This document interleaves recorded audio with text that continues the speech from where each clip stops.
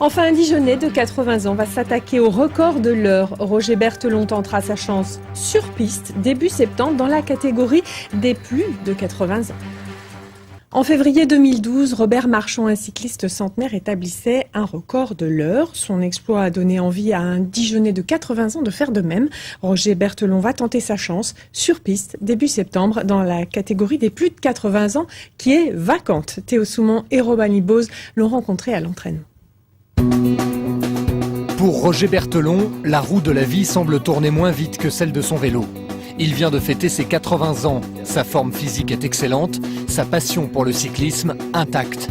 Du coup, il se lance cet été dans une course au record.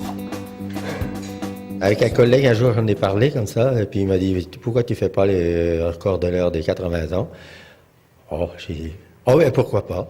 Et puis j'ai décidé ça comme ça, j'ai dit « Non, puis maintenant je recule plus, et j'irai au bout. » Dans son club de la SPTT Dijon, Roger c'est quelqu'un.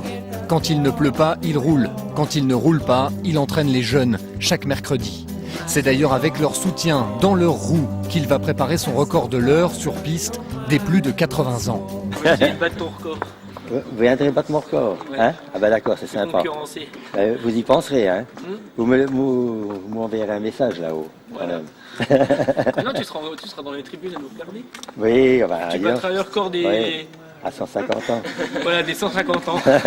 L'inspirateur de Roger, c'est Robert Marchand, qui avait établi le record de l'heure sur piste des plus de 100 ans en février 2012.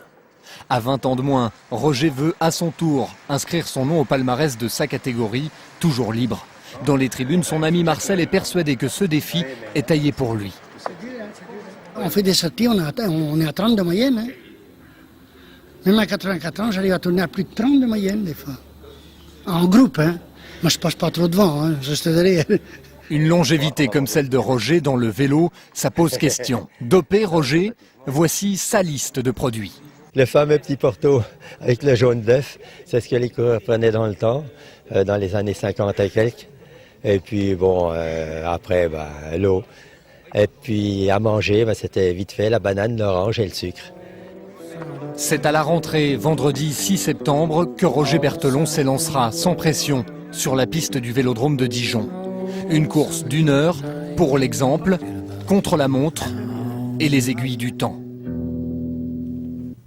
Et nous serons là pour y assister.